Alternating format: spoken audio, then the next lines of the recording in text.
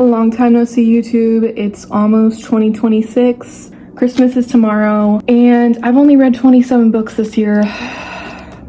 Yeah, but let's go ahead and talk about everything I read. Let's do a reading wrap up and whether I enjoyed them or not. Some of them I haven't kept, so I'll include pictures along the way.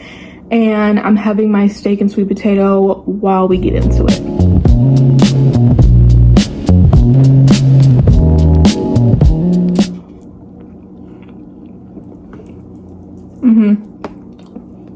Yeah, all right. God, should I finish chewing? Lord.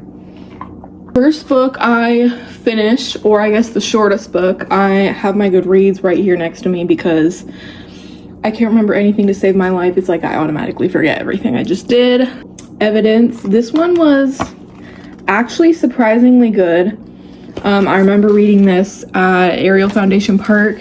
If you're in Ohio, you know, it's in Mount Vernon. Only 74 pages, so this is a really easy read if you're wanting something light-hearted but impactful, and Mary Oliver is always nature focused, so this one was a really good read for me. Next up, I have The Time Traveler's Guide to Medieval England by Ian Mortimer.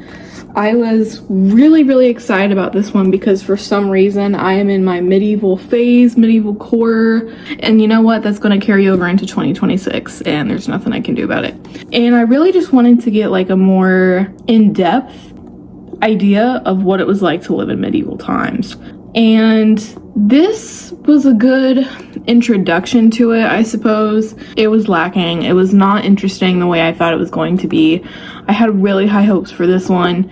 But I mean, I don't know. Maybe I'll give it a go again at some point to do some further research. I'm considering getting my English degree if I can ever find a college who will verify my high school degree, because I got homeschooled and graduated in Florida in like 2018, and no one can seem to understand that you can still have a valid diploma while you're homeschooled. So, but that's a whole other story. Next we have Mermaids, Sirens, and Selkies.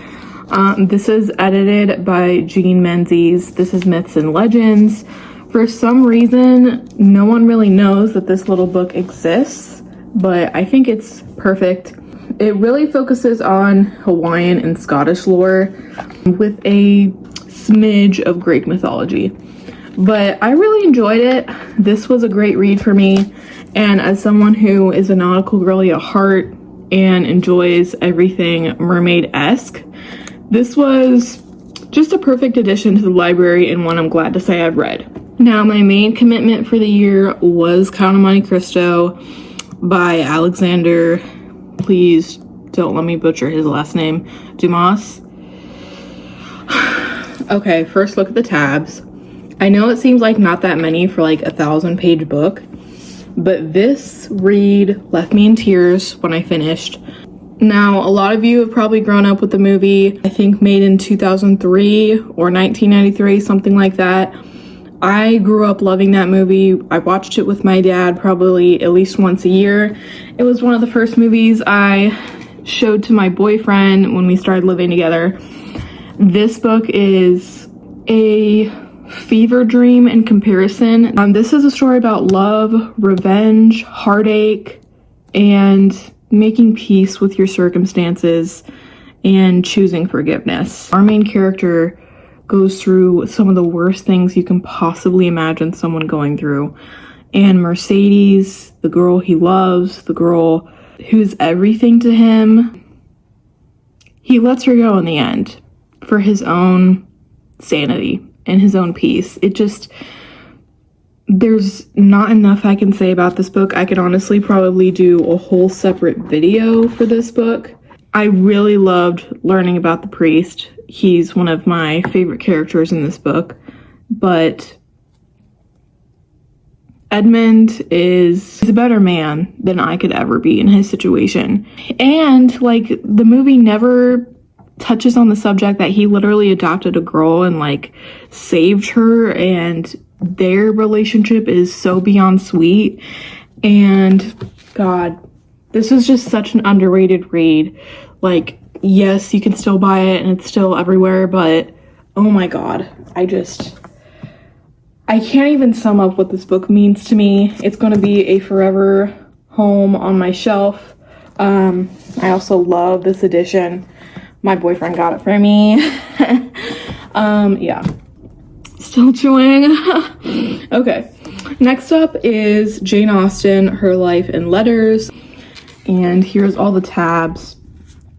Reading her letters with her sister, just, it struck a part of me that yearns for that relationship with my own sister.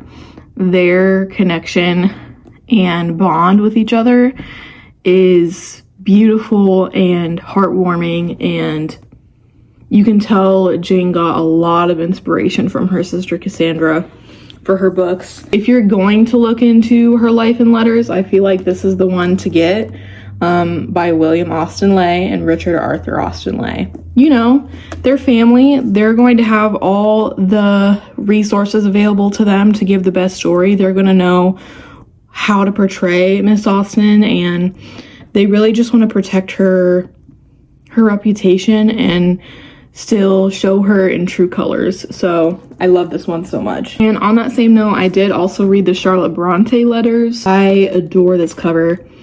This one had quite a few tabs too. Charlotte, she is so incredibly different from Jane, and like the shade she had to throw on Jane Austen in these letters is hilarious. Like, that girl has some things to say about Jane. They were not, but yet she also still took inspiration from Jane.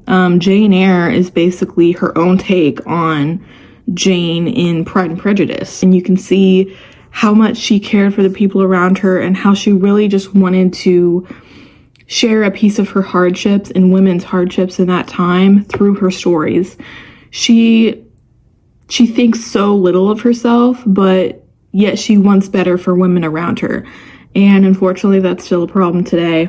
Her stories are still influential today, and I loved getting a little deep dive into her brain. And I did touch about this in my last YouTube video, if you guys remember, but I read the whole ACOTAR series this year in a span of like a few months, not even. I got the Night Court editions, which I personally really love.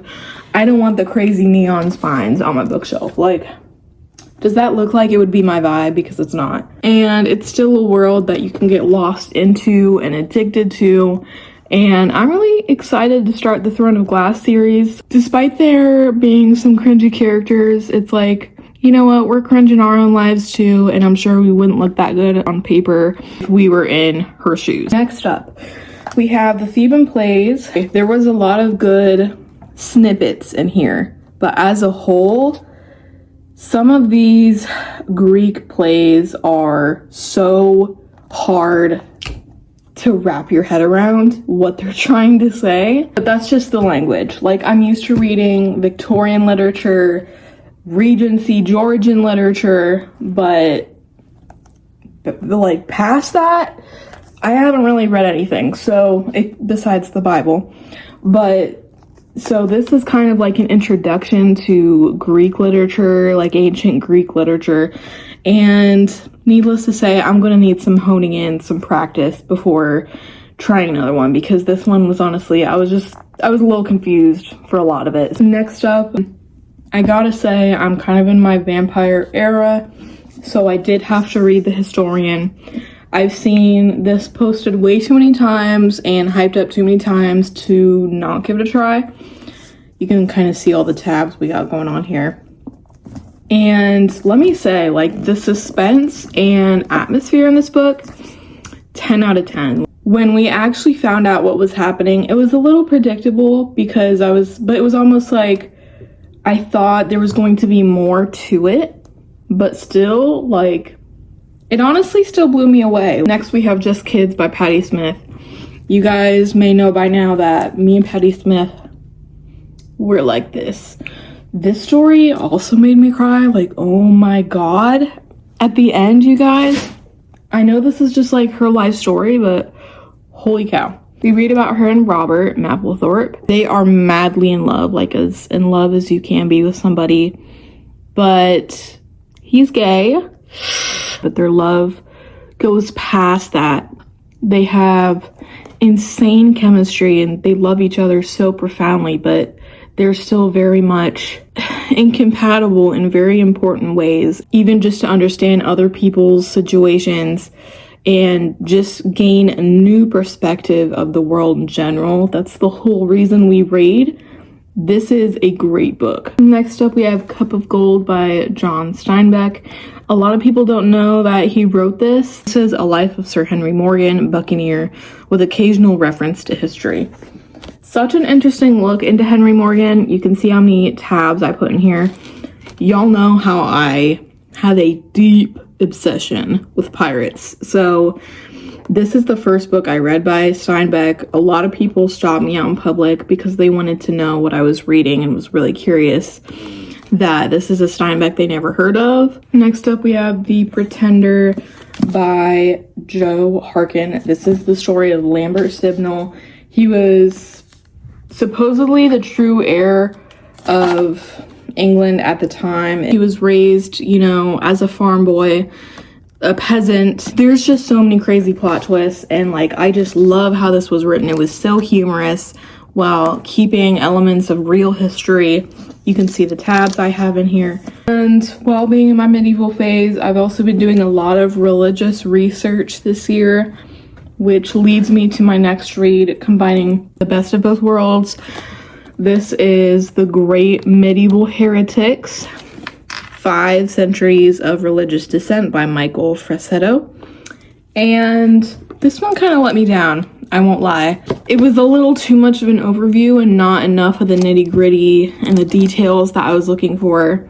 So this was like maybe a 2 or 3 star read for me, unfortunately. And now we're getting into books that were so bad that I didn't really even keep a copy of it. And the first being, I honestly can't believe I read this.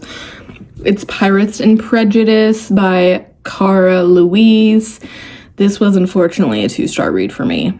You guys know I'm a Jane Austen fan and I love pirates. Like, what more can you want? I have read Pride and Prejudice fanfics better than this. Going into it, you think Mr. Darcy is basically, you know, after he gets rejected by Elizabeth, he's going to run away and accidentally join a band of pirates and he becomes a pirate himself. That doesn't really happen, and the way it was executed was just god awful. And while it was semi-amusing, it was not memorable and not worth the time it took to read. I don't even know if I finished reading King of Pride. Okay, the reason I started them because I was so into the game Love and Deep Space, and specifically Zane, Raphael, and Silas. Those were my 3 boys, and TikTok was saying that these books were like top notch if you love those characters. I was like, hell yeah, let's go. Unfortunately, that is not what this was. How dare you compare the two? Unfortunately, I will not be returning back to that author. Moving on, The Shadow Bride by Shelby Mahurin. Again, like, this was another vampire read for me.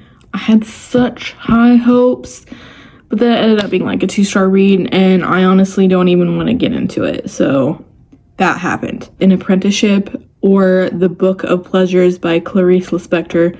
Now, let me say, I've heard amazing things about Clarice Lispector, and there was some quotable moments in this book. She has a very strange way of writing, and it's just not memorable enough for me to keep on my bookshelf. It was a 3-star read for me. Next up is When Women Ruled the World, Making the Renaissance in Europe, Maureen Quilligan. This was a fun one, like just learning more about medieval women in the time who were of circumstance and had a good place, you know, in society. But I did end up lending it to a coworker and never got it back. So yeah. Anyway, it was like a 3-star read for me. Next, I'm gonna butcher his name. Fyodor Dostoevsky. I read A Gentle Creature and Other Stories from World Classics. Yeah, you guys. The smaller stories he does it fell flat, okay? It fell flat. it was not as interesting as it was supposed to be, and he loves to make all his women, okay, I shouldn't say that. I have not read enough of his stories to make any remarks like that, but in these, the women were so like frail and fragile and soft-hearted that I honestly just couldn't get attached to anyone.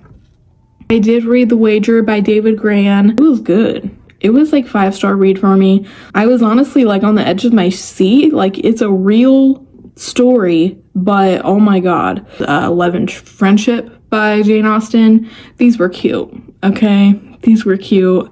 Annotated the hell out of it. If you like Jane Austen, or if you're trying to test the waters with Jane Austen, give this a read. It's super short, keeps your attention. I loved it. Next up, we have another religious memoir of sorts, The Last Days by Ali Miller. I actually still have this on my shelf, but it is up for sale on Pango. It's about being a Jehovah's Witness and getting out of it. And as a Jehovah's Witness ex myself, it was honestly just really, it was emotionally draining seeing like so many other people have to go through what I went through, and even worse, just like some of the most worst feelings were coming up. So it was triggering, but it's a really good look into like if you've ever wondered what it's like to be a Jehovah's Witness or curious as to what they believe, give that book a read. It's very insightful. That is everything I've read this year. I'm reading Dracula right now for my book club that I started with a friend in Columbus. Hope you enjoyed. This was just a little bit of an overview. See you later.